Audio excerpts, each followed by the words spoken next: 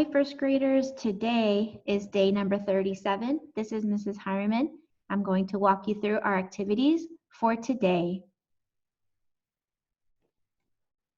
This is what day 37 looks like in your packet.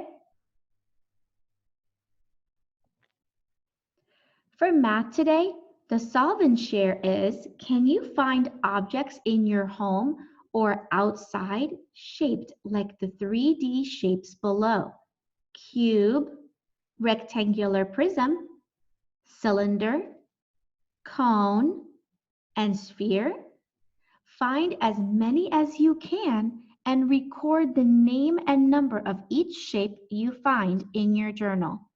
Circle the shape you found the most.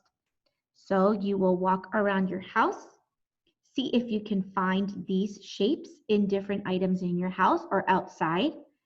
And one suggestion to organize your thinking is to make a tree map, 3D shapes in my home.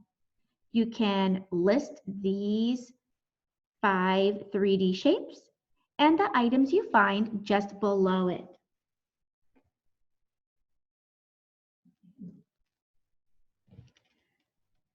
Friends, some 3D shapes have faces, vertices, and edges. Ms. Harriman, what are you talking about? Well, here are the definitions of each word. The faces are the flat surfaces. So this object here is called a rectangular prism. So this square you see on this surface here, this is a face of the rectangular prism. And if you look around the shape, this shape has many faces because there are many flat surfaces on the rectangular prism. Wherever there are two faces that meet, we call that an edge. So for example, this purple face and the top face, they meet along this edge right here. So this line here would be the edge of our 3D shape. A vertex is another word for corner. So here in this corner, this is a vertex, this is a vertex, this is a vertex, and this is a vertex. Likewise, on the bottom, we have 4 more. And when we talk about more than one vertex, we say vertices. So this is one vertex, but it has many vertices. Now, in your journal, write the name of a 3D shape that does not have faces, corners, or edges.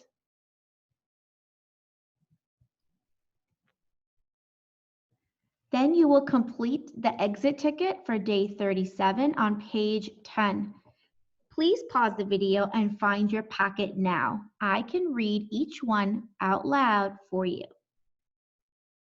Once you have your packet, let's look at this part under day 37. Your job is to write yes or no in each box. First, look at the rectangular prism. Does it have faces or flat sides? Yes or no? Does it have corners? Yes or no? Does it have edges? Yes or no? As a challenge, friends, see if you can count how many faces, corners, or edges there are and write it in the box if your answer is yes. Then you will do the same for the cone, the sphere, and the cube.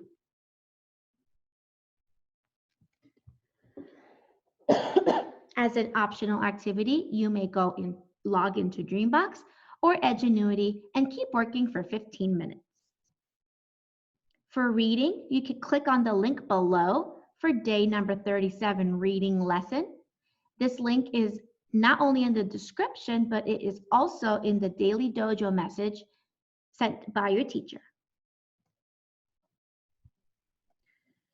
You will read or listen to the texts, Helpful Birds and Birds as Human Helpers. Once you read both of these, friends, think and talk about how the two texts are similar. That means, how are these two texts the same?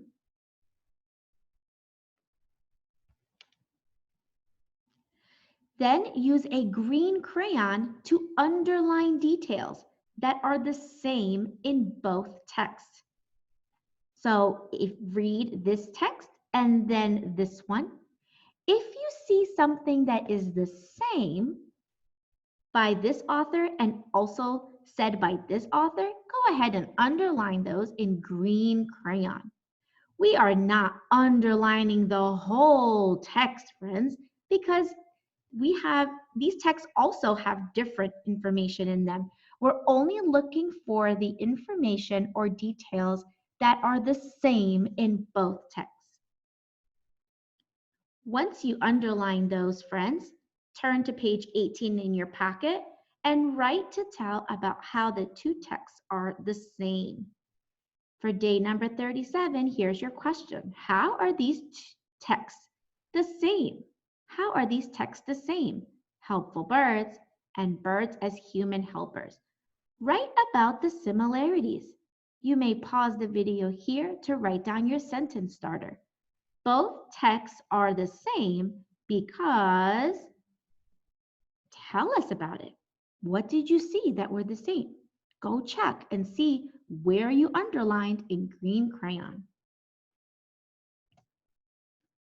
For word work, the video is linked below for day number 37. Today is the Decodable Text Day.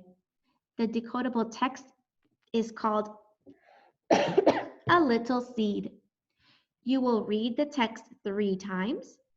Focus on reading smoothly with expression and at just the right speed. You may even use silly voices. Please send that to your teacher, friends. We would love to hear it. Highlight the high frequency words in the text.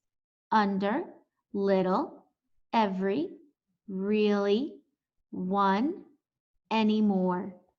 Also, highlight the words with the spelling patterns for the week. EE says E, OO says oo, and the Y in this cycle says E.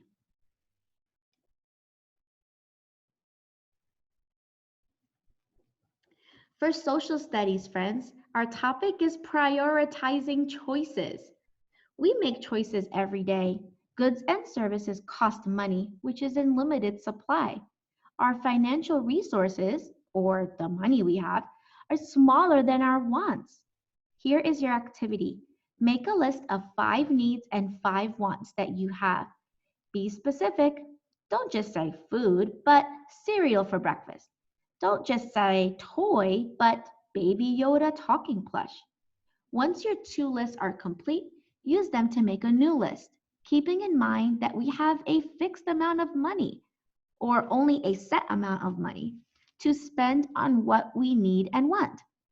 This time, put your 10 items in order, from the most important to the least important. Share your new list with an adult and discuss how you prioritized your choices. Ask this adult for an example of how he or she decides what to spend money on first. Here is an example, friends. The first thing you want to do to organize your thinking, you may create a tree map of my needs and wants.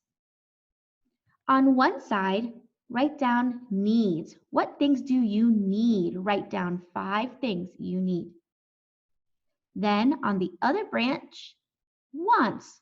What are 5 things you want?